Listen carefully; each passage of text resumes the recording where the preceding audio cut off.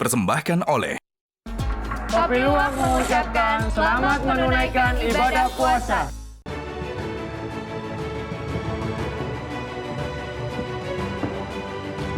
Selamat malam para pemirsa, ketemu lagi di Hot Room dengan saya Hotman Paris.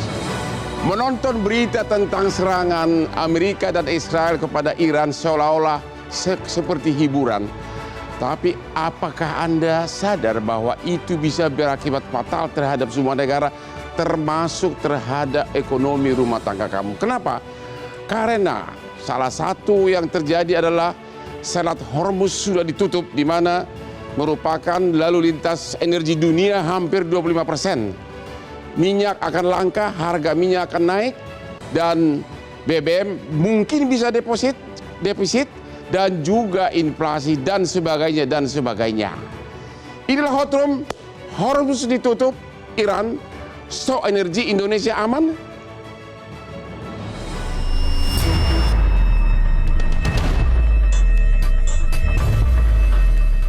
Selat Hormuz, sebuah jalur laut sempit yang menghubungkan Teluk Persia dengan Samudra Hindia. Tetapi hari ini, jalur energi terpenting dunia itu berdetak di ujung krisis. Sejak serangan militer gabungan Amerika Serikat dan Israel ke Iran, ketidakpastian global melonjak tajam, mengancam stabilitas pasokan energi, perdagangan, dan logistik dunia. Selat Hormuz merupakan titik vital. Hampir 20% minyak dunia, serta sebagian besar gas cair dunia, melewati jalur ini setiap hari. Namun konflik terbaru telah menutup rute ini secara efektif. Kapal-kapal berhenti, asuransi perang dibatalkan, dan harga minyak meroket. Investor global tengah dihantui ketidakpastian. Lonjakan harga energi menekan inflasi, mengancam pertumbuhan ekonomi banyak negara. Inilah ujian bagi dunia dan Indonesia ketika sebuah konflik regional berubah menjadi gejolak ekonomi global. Apakah kita akan mampu bertahan atau justru terbakar oleh dampaknya?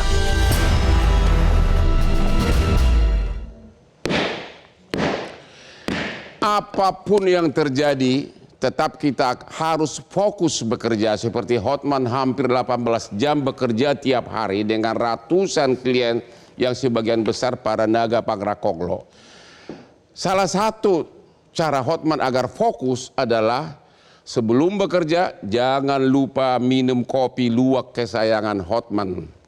Inilah yang membuat saya fokus dan daya ingatnya masih tajam walaupun KTP umurnya sudah parah. Dan aspirnya sudah hampir 1000, tapi tetap ingat semua namanya. Kopi luwak hitam premium. Mau tanya kasus apa, saya ingat semuanya. Oke, mau gugat cerai, datang ke Hotman. Kopi luwak hitam premium. Oke, Ibu Dwi Anggada. Oh, nama saya jangan diganti-ganti. Anggia. Apa akibat perang di Iran terhadap Indonesia yang sudah terjadi? Katanya stok kita cuma kuat 21 hari. Apakah bakal naik harga BBM dalam waktu dekat? Dan apa kesiapannya? Oke, ini openingnya tadi saya mencermati dan langsung kaget gitu saya. Oh, kenapa tuh? Energi bisa langka, harga bisa naik gitu ya, langsung bikin geger nih Bang Hotman nih. Mungkin harus diluruskan sedikit Bang. Oke, silakan. Nah, kita luruskan kenapa memang kondisi geopolitik yang terjadi sekarang itu lagi memanas memang. Dan ditutupnya Selat Hormuz ini tidak hanya Indonesia sebenarnya, ini bergejolak ke seluruh secara global. Kenapa? Karena memang di Selat Hormuz ini lalu lintas untuk perdagangan minyak dunia. Distribusi minyak dunia, tapi itu hanya 20% di situ Bang Hotman. Hanya 20%. Dari 100% lalu lintas minyak dunia yang beredar secara global hanya 20% di sana. Dan untuk Indonesia dampaknya apa? Kalau kita bicara Indonesia, crude kita yang impor melewati lalu lintas itu secara keseluruhan dari 100% hanya 19% sampai 19%. 19 sampai 20%. Kebutuhan Indonesia. Ya, yang lewat di Selat Hormuz. Jadi kalau disebutkan bahwa ini akan berdampak terhadap stok kita, perlu kami luruskan. Dalam hal ini untuk menginformasikan ke publik bahwa kondisi stok BBM kita aman. Sekarang ini? Sampai sekarang ini, dan sudah dihitung kemarin itu Menteri SDM Pak Bahlil atas saran Presiden diminta untuk langsung rapat internal. Sampai berapa hari? Kan ini arus mudik nih ntar lagi nih. Betul, saya jelaskan sebentar. Diminta untuk langsung rapat internal sebagai Ketua Harian DEN untuk menghitung nih semuanya. Bagaimana kondisi kita dengan geopolitik yang semakin memanas. 21 hari yang disampaikan itu ya memang saya perlu gambarkan terlebih dahulu nih ke masyarakat biar nggak salah paham. Dari zaman kita produksi 1,6 juta barel per hari tahun 98, 97 itu sampai kan mulai turun tuh. Storage kita, penyimpanan kita ya memang hanya sampai 21 sampai 26 hari maksimal. Jadi kalau dibilang sekarang hanya 21 hari itu enggak. Tapi memang kan itu kondisi normal kita begitu. Karena penyimpanan kita ya maksimum hanya segitu. Jadi kalau misalnya pun dibilang harus banyak, ya kita nggak ada tempat penyimpanan. Makanya atas saran Presiden juga baru tadi sore ini kita diminta pemerintah Menteri SDM Pak Bahlil diminta untuk segera membangun storage. Storage. Betul, penyimpanan. Ini berapa bagian dari butuh waktu memang tidak sebentar. Butuh waktu untuk membangun ini sehingga nanti ketahanan energi kita itu bisa untuk 3 bulan. 90 hari. Tapi membangun bisa lebih dari 3 bulan, Bu. Betul, butuh waktu. Dan harus dipahami ketahanan stok 21 hari di atas 21 hari ini bukan harian hitungnya. Setiap hari kan bertambah terus itu Bang Hotman. Jadi kalau kita hitungnya masyarakatnya jangan matematika sederhana. 21 hari dari tanggal sekarang tanggal berapa nih? Tanggal 4, tambah 21, tanggal 25 udah habis. Enggak gitu. Bukan begitu ya? Tidak begitu. Jadi harus diluruskan. Saya juga paham sekarang banyak muncul ini pengamat energi dadakan yang memprediksi. Hati-hati nih, dadakan ini. Nggak, saya nggak nyebut Mas Yayan loh. Banyak di luar sana tiba-tiba yang bikin kondisi seolah-olah kita nggak punya stok, kita kehabisan stok. Ini harus diwaspadai Bang. Jangan sampai kita jadi pihak yang juga menimbulkan kepanikan di masyarakat. Kalau perangnya sampai 3 bulan? Kita nggak bisa berandai-andai, kita tidak bisa memprediksi. Betul. Kenapa? Kabar baiknya adalah yang saya bilang tadi 19% yang melewati Hormuz. Kita itu punya source untuk crude itu sangat diverse, sangat beragam. Tidak hanya dari Timur Tengah. Kita punya sumber dari Amerika, kita punya sumber dari Amerika Latin, dari Afrika. Jadi clear semua. Jadi masih aman? Aman, sangat aman sekali Bang Muhammad. Yang nggak aman ya orang yang di luar sana menciptakan suasana jadi nggak aman. Itu sih. Orang yang di luar sana menciptakan jadi nggak aman. Aku jadi penasaran nih. Coba dulu pengamat energi nih. Bapak, gimana? Atau Bapak yang menimbulkan tidak aman? Saya nggak bilang Mas Yayan loh, Bang Hotman yang menyimpulkan itu ya. Gimana? Oke, ini saya memperoleh dari beberapa data itu dari European dari Energy Information Agency ya dari Amerika Serikat. Nah, memang ini mungkin mengklarifikasi saja bahwa sumber impor khususnya untuk petroleum product ini berdasarkan negara-negara sumber. Ini misalkan ada Singapura itu 38%, jumlahnya sekitar 300.000 barrel per day. Amerika Serikat itu 100.000 barrel per day, ya kurang lebih sekitar 13%. Kemudian Malaysia 11%, Korea Selatan 7%. Nah ini yang melewati Selat Hormuz itu Saudi Arabia ini parsial itu sekitar 7%. Kemudian Uni Emirat Arab itu sekitar 3% dan sisanya itu 10%. Jadi berapa persen? Jadi mirip lah, kurang lebih 18-19% itu memang tidak ada 21 hari aman? Ini tergantung bagaimana manajemen dari stok kita dan pola konsumsi yang dimiliki oleh Indonesia. Nah kalau kita lihat bahwa konsumsi khususnya BBM kita itu kan selalu meningkat. Dan yang jadi masalah itu bukan dari sisi bahwa itu hanya 19-20% atau 18%, tetapi bagaimana harga spot yang akan kita beli yang tercermin dalam harga minyak dunia itu akan berpengaruh. Sekarang sudah naik? Itu sudah naik, sudah hampir 100. Melewati harga di APBN? APBN itu 70. Asumsi kita jadi, 70. Jadi kalau misalkan sekarang, di sini saya membuat simulasi ya. Jadi membuat simulasi bahwa kemungkinan tadinya saya prediksikan itu hanya sampai sekitar 95. Ini mungkin hanya sekitar seminggu lah dari sekarang. Nah sekarang itu sudah mencapai sekitar kurang lebih sekitar 100. Artinya akan nambah defisit APBN atau gimana? Nah kalau misalkan kita katakan bahwa harga keekonomian dari Pertalite itu sekarang itu misalkan di sini ya. Nah ini ada. Nah kalau harga Pertalite itu sekitar 11.800. Sementara subsidi itu sekitar 10.000 ya. Nah jadi kan ada kurang lebih sekitar 1.800. Nah sekarang harga keekonomian Pertalite itu naik jadi 13.900, maka pemerintah itu harus membayar lebih mahal 2 kali lipat menjadi 3.910. Jadi lebih mahal. Lebih mahal. Lipat. Sekarang Betul. sudah terjadi. Itu sudah terjadi kalau saat ini ya. Ini kalau misalkan sekarang close itu yang tadi terbuka akibat eskalasi. Nah kalau sekarang itu sudah naik menjadi 4.500. Jadi kalau itu terjadi sampai 3 bulan ke depan apa akibatnya? Nah ini contohnya untuk yang close itu kemungkinan kita akan ada tambahan itu dari 39,2 triliun itu naik jadi 98,5 triliun. Duitnya dari mana? Saya nggak tahu. Minjam. Mungkin. Gimana nih? Pemerintah Istana gimana istana? Apakah kita bakal minjam lagi atau gimana? Ya gini Bang Hotman, jadi pertama Selat Hormuz ditutup itu adalah fakta. Nah pertanyaannya adalah sampai berapa lama? Jadi ini sangat tergantung. Jadi sekarang yang bersandar di Iran itu kapal induknya yang menjadi salah satu basis ini berapa lamanya perang. Satu kapal perang Ford, satu lagi Lincoln, itu setara dengan 2 pekan. Ya. Nah asalkan USS Bush itu belum jalan dari Virginia ke Iran, maka bisa dipastikan ya dalam scenario itu paling lama 1 bulan. 1 bulan akan ditutup. Satu bulan ya, maksimum 1 bulan. Karena itu memang simulasi perangnya seperti itu. Karena kalau tadi disampaikan oleh Mbak Anggia juga, 21 hari itu bukan artinya itu diplating continuously. Tetapi ketika kosong ditambah lagi, ya kan? Jadi bisa di-maintain 21 hari itu sampai wilayah 1 bulan. Nah, sekarang pertanyaannya adalah kalau misalnya ya sekarang kalau sepekan ya perangnya berjalan sepekan itu berapa harga minyak dunia? Ya itu bisa antara 85 sampai 90 US dollar per barrel Brent. Terus kemudian kalau misalnya ini prolonged ya sampai 1 bulan itu bisa 90 sampai 95 US dollar per barrel. Nah, tapi kalau misalnya tadi ya untuk worst case-nya itu datang lagi USS Bush itu menjadi skalanya seperti perang Irak tahun 2003, itu bisa 1 bulan ke atas yang mana itu pada akhirnya harga minyak dunia bisa 150 US dollar per barrel. Nah, dalam beberapa skenario itu berapa yang harus ditambal dari sisi fiskal ya. Sebagai presiden di tahun 2024 ya, waktu itu juga ada peristiwa di kuartal 1 sama aja tuh Iran versus Israel. Pemerintah waktu itu memberikan semacam tambahan subsidi dan kompensasi energi 88 triliun rupiah sebagai presiden tahun 2024. Meskipun itu tidak digunakan karena ada efek deeskalasi, tetapi setidak-tidaknya itu yang bisa kita carry over ke tahun ini dengan asumsi makro Brent itu 70 US dollar per barrel sampai 100 US dollar per barrel itu fiscal strain-nya setiap tambahan $1 itu bisa 2 sampai 3 triliun. Jadi menurut Bapak untuk 1 bulan ke depan masih aman?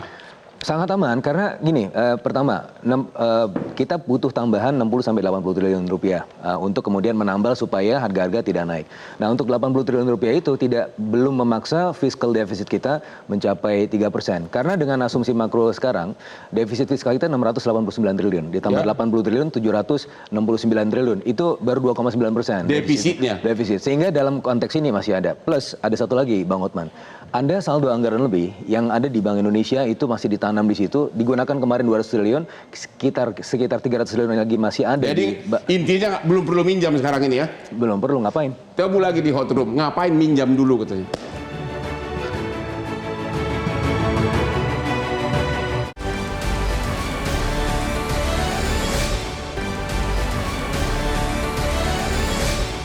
Dipersembahkan oleh Kopi Luwak mengucapkan selamat menunaikan ibadah puasa. Temu lagi di hot room, pengangkutan minyak dunia terganggu gara-gara perang di Iran. Halo Bapak DPR Pak Sugeng, Wakil Rakyat yang terhormat. Kata Menteri Keuangan bulan Januari defisit APBN sudah lebih dari 50 triliun. Dan kalau harga minyak naik terus akibat perang ini, bakal berapa defisit dan uangnya dari mana Pak? Ya, memang dalam kasus, dalam persoalan migas ini, kita kalau hari ini mengalami episode dengan triple hits. Jadi konsumsi memang terus naik, kedua harga dolarnya naik, dan harga crude dan juga produknya naik. Nah inilah, hari ini misalnya crude di Brent itu sudah mencapai 82 dolar per barrel, di mana ICP kita Indonesia crude price kita di APBN itu adalah 70 dolar, itulah selisih 12 dolar per barrel. Nah, belum volumenya. Volume memang tertinggi memang adalah Pertalite ya, itu 29 juta kiloliter.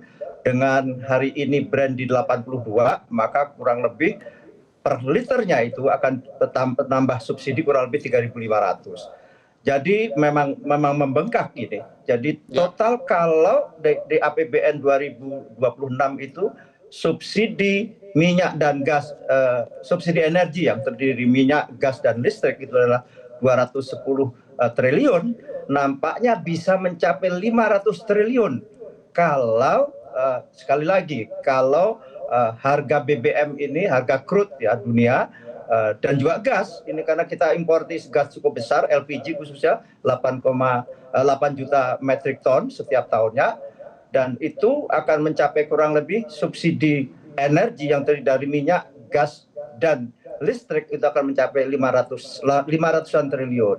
Belum lagi kompensasi, karena kompensasi itu tadi baru hanya mencapai solar, BBM solar, LPG 3 kg dan listrik. Kalau semua komponen utamanya yakni adalah crude itu naik, itulah kurang lebih besarannya sampai sekian.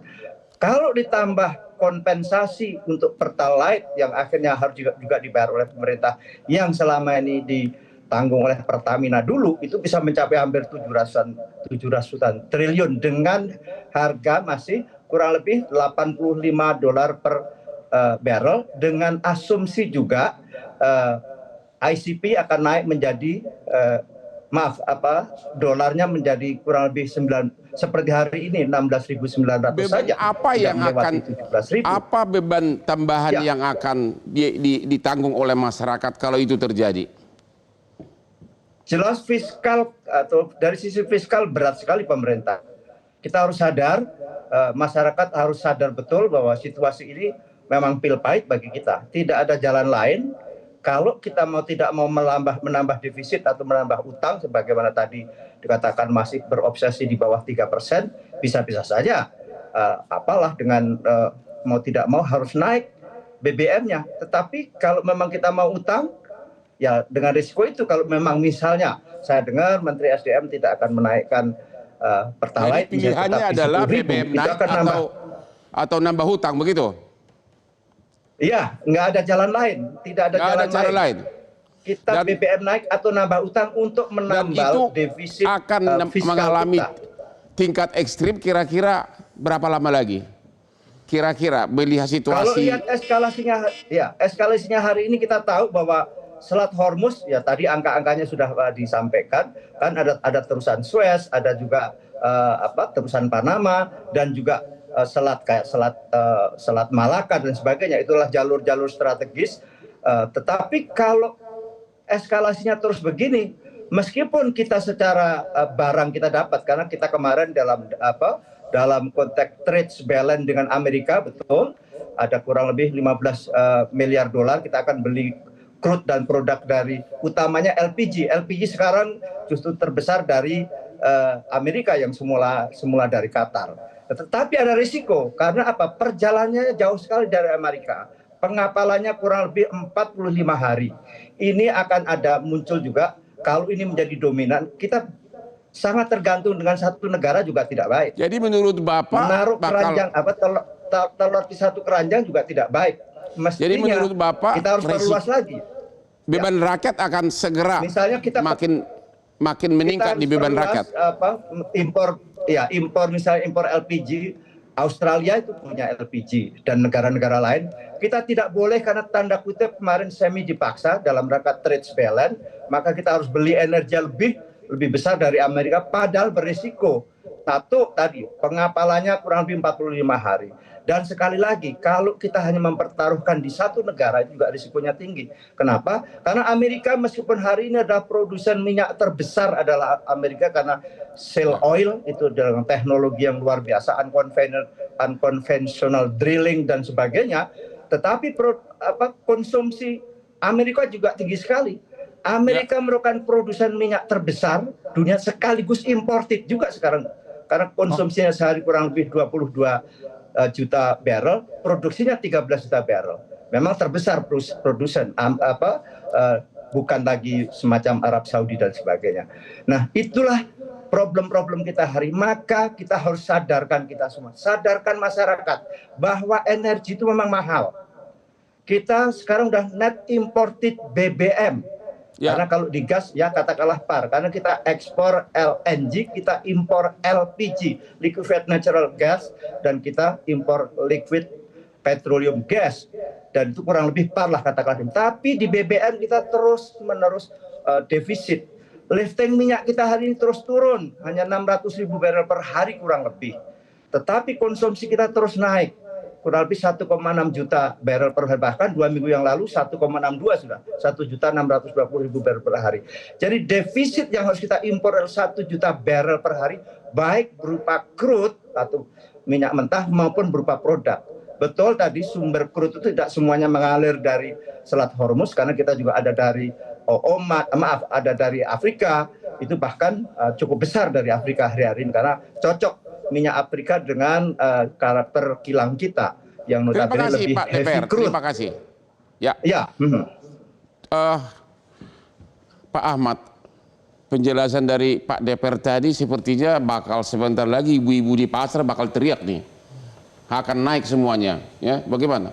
Ada kalau tadi dari Ibu jubirnya kementerian kayaknya aman-aman saja dari istana, tapi kok tadi Pak DPR mengatakan bisa serius nih, gimana menurut Anda? Ini menarik yang disampaikan Pak Sugeng tadi ya, sebagai DPR dia memberikan rasa kehati-hatian dibandingkan narasinya Mbak Anggi atau Mas Fitra yang menenangkan begitu. Tapi menurut saya komunikasi yang paling baik adalah komunikasi yang jujur. Jujur terkait mengenai ketahanan energi Indonesia. Menurut Anda? Ada beberapa hal yang sebetulnya problem. Ketika dikatakan cadangan hanya 21 hari, 20 sampai 21 hari itu problem. Karena standar internasionalnya 90 hari. Jepang, negara kepulauan yang tidak kaya sebesar kita, dia punya 190 hari. Iya benar Pak Yayan. Betul, Pak. 21 hari kekecilan. Saya kira untuk negara sebesar Indonesia itu pasokannya setidaknya mungkin 2 ataupun 3 kali lipat dibandingkan dengan Jepang. Jadi 30 mungkin ya kurang lebih sekitar 6 sampai 9 bulan.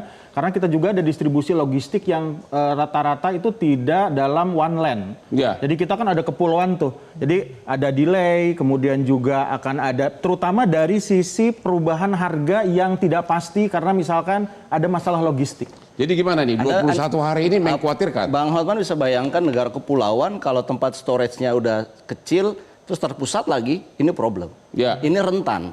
Nah, tapi kan saya harus luruskan ini sebentar, maaf saya potong Mas Ahmad. Kenapa saya bilang, saya sepakat dalam kondisi seperti ini kita komunikasi harus jujur. Kenapa aku bilang, kami menangkap bahwa Anda menuding pemerintah tidak jujur begitu ya. Saya harus luruskan ini biar publik juga tidak tergiring. Kalau kita bicara 21 hari, ini dalam kondisi sekarang ada perang Iran, dengan 10 tahun lalu, dengan 15 tahun lalu, memang kondisi kita begitu. Artinya apa? Kondisi standar minimum kita memang di 21 hari, maksimum kita itu 25 hari. Jadi nggak ada di bawah itu. Tapi kalau Jepang sudah katanya 100 hari tidak lebih bisa disamakan Bang Hotman. Kita dengan kondisi ini sudah bertahun-tahun. Kita tidak menyalahkan sebelumnya, justru itu yang disampaikan oleh Pak Presiden hari ini dan disampaikan ke Menteri SDM untuk kita harus segera memperkuat ketahanan energi kita. Nah, kalau bicara ketahanan energi, apa yang dilakukan oleh Pak Presiden kemarin dengan kita menandatangani agreement dengan Amerika, inilah kenapa kita harus melakukan perjanjian perdagangan. Tadi disebutkan Pak Sugeng harus menaruh telur di beberapa basket, di beberapa keranjang. Jadi kalau saya bisa bilang yang dilakukan Pak Presiden Prabowo itu one step ahead. Kita sudah punya alternatif source energi di beberapa region lain, termasuk kerjasama kita dengan Amerika. Kenapa? Ya untuk menghindari hal-hal yang seperti ini nih. Kalau terjadi insiden global seperti ini, kita punya sumber cadangan alternatif. Itulah yang dilakukan kemarin ketika kita lakukan perjanjian dagang dengan Amerika. Jadi sudah aman. Kalau dibilang pemerintah nggak jujur, kita membuka secara transparan bahwa kondisi normal kita adalah di atas 21 hari cadangan energi. Sekali lagi jangan dianggap bahwa 21 hari dari tanggal 4 artinya 25 Maret udah habis. Tidak begitu ngitungnya. 21 hari itu kan by day, itu jalan terus. Jalan terus, distribusi impor jalan terus segala macam. Dan saya sampaikan tadi sedikit. Pak Ahmad gimana tuh, nggak jujur? Anda bilang pemerintah jujur kok, gimana sih lo? Sebenarnya ya dibilang 21 hari, ya kenyataan 21 hari belum bukan berarti nggak jujur sih itu, tapi dalam arti adalah ini kerentanannya bahaya. Yang pertama adalah tadi tidak ada satu orang pun di dunia ini yang bisa mengestimasi perang akan berlangsung berapa lama. Betul, maka dari itu kita punya sumber alternatif. Betul. Mas Ahmad, ini kan ada dua poin yang ingin saya sampaikan sebetulnya. Poin yang kedua adalah ketika kemudian memilih Amerika sebagai sumber cadangannya ketika ini kehilangan Hormuz, memilih Amerika sebagai sumber alternatif itu juga pilihan yang kurang tepat menurut saya. Kenapa? Ini lagi perang Iran sama Amerika. Jadi kita tuh kalau menempatkan posisi kita politik bebas aktif, seharusnya kita mencari selain dua buyer ini. Kita punya 13 source, salah satunya adalah Amerika. Anda kita bisa bayangkan Nigeria, kalau seandainya kita punya Angola, kapal tanki Amerika itu dan juga. Amerika Latin Kita kita katanya ada 13 negara. Jadi gini, bukan hanya Amerika. Bang Hotman izin sebentar. Ya. Yang perlu kita sampaikan sekarang adalah kita harus bekerja sama untuk pertama, menenangkan publik. Kenapa? Ya. Kalau terus digoreng kita tidak aman. Faktanya masih aman. Bahkan sampai sekarang. Karena baru mulai perangnya. Tidak, bukan baru mulai perangnya, itu sudah dihitung, Bang. Kita kan rapat dan kemarin itu yang dipimpin Pak Menteri. Ya. Itu kita bisa mengkalkulasi sejauh mana cadangan kita. Kita bicara crude pertama. Kita bicara produk BBM. Kita impor dari Singapura dan Malaysia produk jadinya. Dan itu tidak melewati jalur dari Hormuz. Kemudian kita bicara LPG. LPG kita tadi sampaikan konsumsi 8 juta. 87%-nya adalah impor. Dan itu kita impor di beberapa negara, tidak di satu negara. Kita gitu loh. akan tanya nanti kepada Pak DPR, benarkah aman? Tadi Kementerian mengatakan aman. Nanti kita di segmen berikutnya akan tanya kepada DPR kita, aman enggak sih?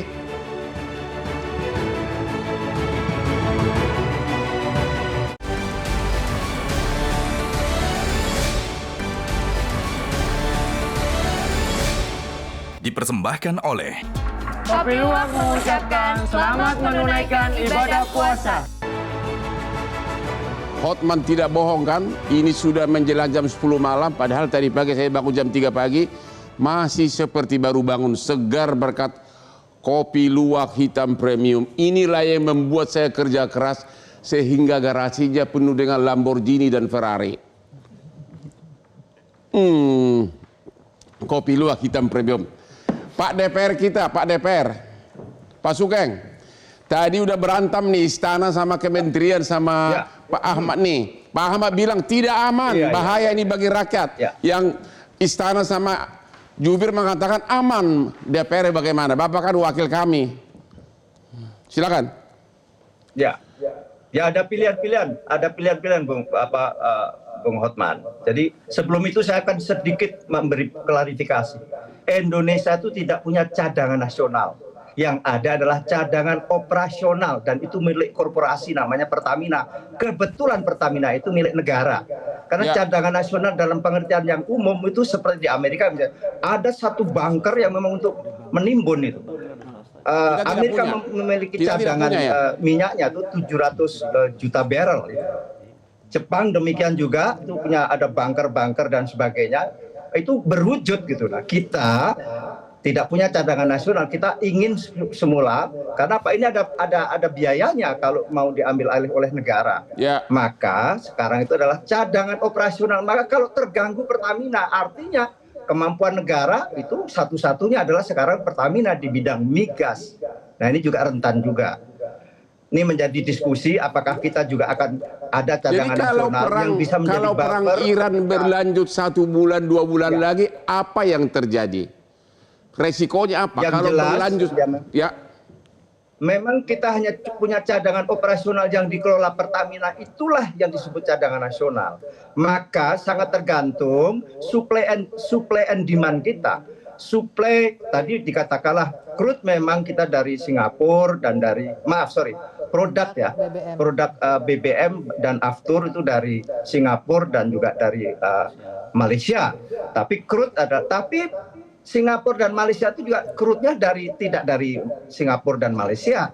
Dan ini problem utama memang bagaimana ketersediaan crude atau ketersediaan BBM itu akan terganggu dengan perang ini. Dan itu menimpa kita sebagai imported. Maka ke depan kita harus terus tingkatkan lifting kita. Jadi dan kita menghemat, Pak, kita tekan pemakaian BBM.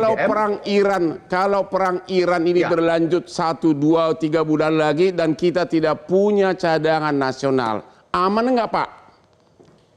Sangat tidak aman. Kita harus jujur katakan, harga dengan harga yang sampai bisa mencapai $90 saja, fiskal kita babak belur. Ini harus kita sadari. Terima kasih Pak DPR kita sudah harus jujur mengatakan kepada masyarakat. Pak DPR mengatakan sangat tidak aman. Gimana nih Istana? Anda tadi mengatakan sama jubir Kementerian mengatakan aman. Ini sudah DPR mengatakan tidak aman. Saya punya hitungan lain karena ini hitungan saya sebagai ekonom ya. Jadi setiap fiscal strain 1 US dollar di atas asumsi makro itu menambah tadi 2-3 triliun rupiah. Ya, jadi kalau 30 triliun berarti itu 60 triliun rupiah. Yeah. Nah dalam kondisi itu fiskal kita masih 2,9%. Nah kita sebenarnya punya cara lain ya. Jadi ada supply side intervention. Itu terjadi di tahun 2022 di bulan September dan juga bulan Agustus. Waktu itu kalau kita ingat memang peristiwanya berbeda, itu Rusia versus Ukraina yang kemudian memaksa Bank Sentral Amerika Serikat menaikkan suku bunganya. Tetapi Bank Indonesia pada saat itu masih tetap mempertahankan suku bunganya, plus juga pemerintah dalam hal itu melakukan intervensi supply di mana? Jadi meningkatkan produksi volatile food, salah satunya adalah cabai. Nah kalau kita lihat pada saat itu di bulan September menuju Oktober, itu justru harga cabai itu karena dimulai dari bulan Agustus harga cabai itu malah deflasi. Maka inflasi kita di tahun 2022 itu hanya less than 6%. Bisa nggak fokus ke BBM-nya dulu? Fokus ke BBM-nya. Nah makanya jadi pada saat BBM ini naik ya, kalaupun punya potensi kenaikan, karena kan dengan asumsi fiscal strain yang maksimum 80 triliun rupiah itu breaching fiscal deficit di atas 3% kalau misalnya bisa di atas itu. Nah untuk itu makanya dengan demikian ada potensi kenaikan atau penyesuaian harga BBM sekitar 10-20%. Nah, ketika 10-20% itu naik, maka bagaimana mengoffsetnya? Pertama, ya ada bagian dari 20 triliun dari 60 triliun itu yang digunakan untuk bansos ya, untuk 23,30 juta. Januari udah 50 triliun lebih. Bisa itu baru 0,21%. Yang jelas adalah defisit itu kalau misalnya bisa ditambal itu nggak masalah. 51 triliun itu baru 0,21%, Bang Hotman, dan itu memang sengaja dilakukan pemerintah. Kenapa? Karena yang penting adalah spending supaya pertumbuhan ekonomi. Jadi menurut Bapak walaupun perang Irak berlanjut 2 bulan lagi kita tidak punya cadangan nasional aman? Nah, jadi jawab dulu, itu yang bawa rakyat itu aman atau tidak? Ya, kalau kita lihat ada risiko-risiko fiskal. Ada. Risiko fiskal itu ada. Kalau misalnya memang jalannya 2 bulan, yang mana hitungan saya sebenarnya cuma 2 minggu sampai 1 bulan. Jadi tolong jawab sih, aman atau tidak? Ada risiko. 3 orang mengatakan tidak aman. Ada risiko. Ada risiko. Aman? Singkat saja. Ini udah break. Aman atau tidak? Nggak bisa sesimpel itu Bang Hotman, karena kita perlu memberikan penjelasan yang komprehensif. Nanti di segmen keempat kita akan minta penjelasan dari pemerintah yang mengatakan tidak sesimpel itu. Temu lagi di Hot Room.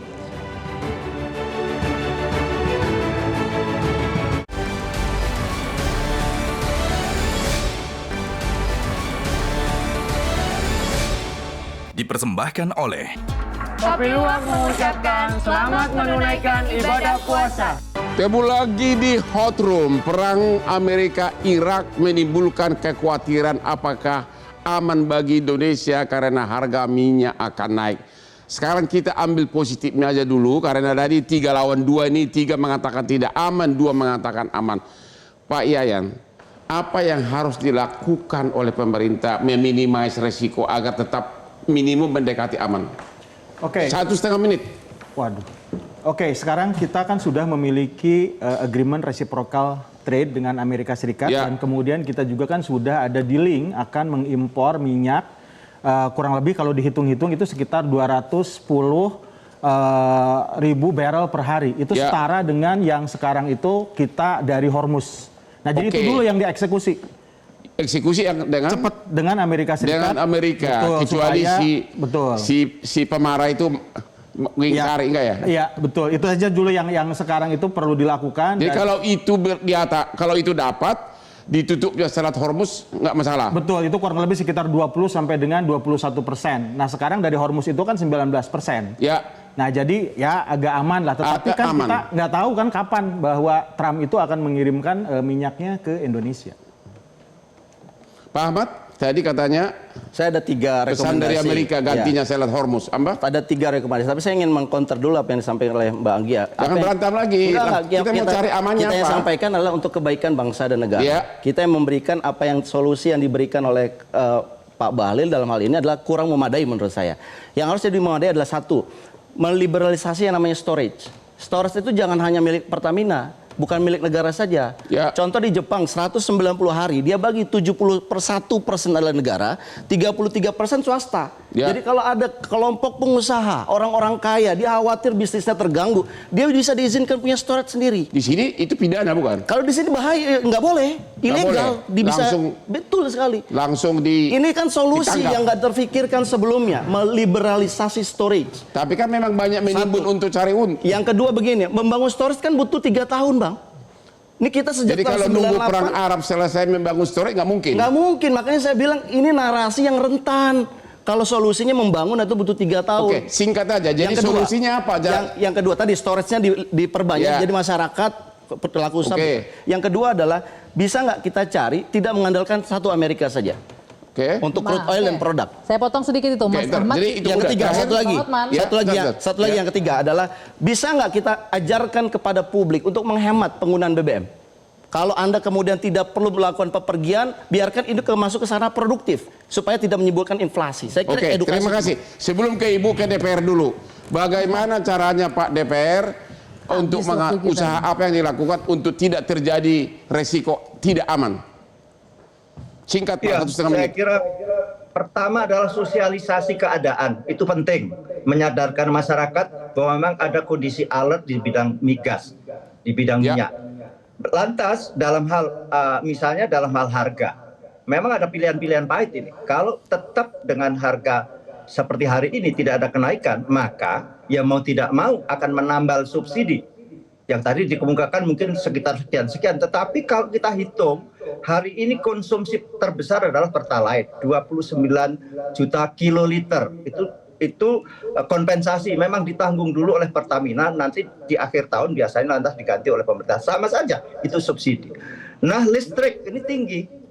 Nah, tingginya listrik itu kurang lebih 105 triliun. Itu listrik untuk subsidi. Jadi cara mengatasi gimana? Meminimais gimana? Meminimais? Untuk meminimais itu sekali agak ada pilihan lain, kecuali adalah kalau menambal di defisit. Cara menambal defisit bisa macam-macam, bisa menjual bond, ya bahasa kasarnya ya utang.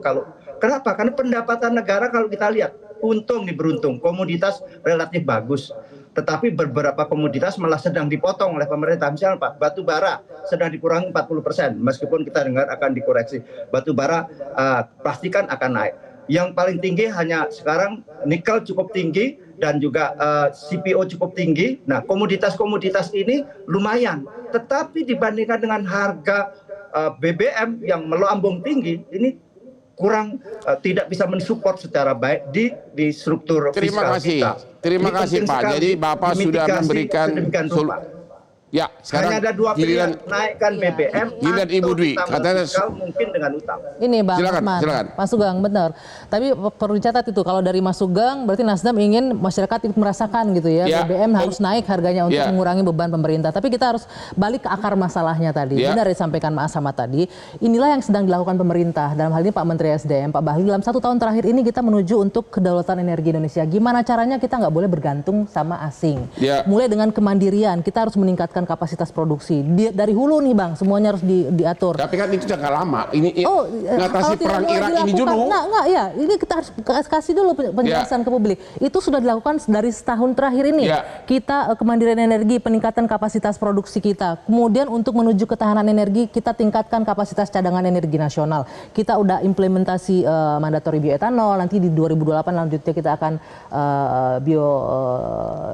biosolar juga sudah jalan saat ini. Biodiesel sudah jalan. Kita B40 di 2025, di 2026. Tolong dijawab, kalau perang Iran ini sampai 3 bulan apa yang terjadi? Kita tidak bisa memprediksi perang ini akan selesai. Saya nggak mau berandai-andai Bang Hotman. Yang bisa dilakukan adalah sekarang semua pemerintah merespon dengan sangat cepat. Kita tidak perlu reaktif, kita tidak perlu panik. Itu yang harus dilakukan. Masyarakat juga betul tadi sampaikan Mas Sugeng, Mas Ahmad juga, saya sepakat. Masyarakat juga harus mulai ini kita mempercepat transisi energi, penggunaan energi alternatif. Terima kasih Ibu Dwi. Sekarang Pak Fitra. Sedikit Bang Hotman, yang harus dipahami sekarang adalah pemerintah berbicara jujur. Kalau bicara stok kita masih dalam posisi aman sampai Lebaran aman. Memang tekanan terjadi terhadap harga BBM. Stok Namun masih sudah aman disampaikan sampai Presiden Lebaran. tadi tidak akan menaikkan harga BBM sampai menjelang Idul Fitri. Sampai menjelang Idul Fitri. Kalau Sampai perang Idul Fitri berlanjut sampai sebulan lagi gimana nih dari istana?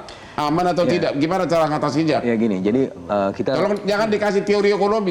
Yang real aja kami rakyat ini butuh jawaban. Yang real adalah uangnya pertama ada 80 triliun rupiah itu bisa digunakan sebagai cadangan buffer sampai kemudian harga itu tidak betul-betul naik. Setidaknya sampai Lebaran ini harga tidak mesti naik ya. Nah, tapi kalau misalnya berjalan sampai lebih dari Lebaran, kita masih ada stage yang kedua, yaitu menggunakan saldo anggaran lebih yang masih ada di Bank Indonesia. Itu bisa digunakan Habis juga. itu apa lagi? Yang ketiga adalah refokusing anggaran, yang mana selama ini melalui Inpres 1 2025 memang sudah dilakukan juga efisiensi. Jadi beberapa hal diambil prioritasnya untuk kemudian menjaga supaya harga-harga tidak betul-betul naik. Tapi memang pada akhirnya kita juga harus ada rasionalitas juga. Pada akhirnya harga juga pada naik juga. Tolong. Cuma untuk melakukan 2 detik terakhir silakan. Ya. Cuma masalahnya adalah bagaimana ketika harga naik, masyarakat paling bawah itu tidak terdampak. Hingga pada akhirnya itu nanti subsidi dan kompensasi energi juga sebagian juga dialihkan kepada masyarakat yang paling bawah. Terima kasih, terima kasih.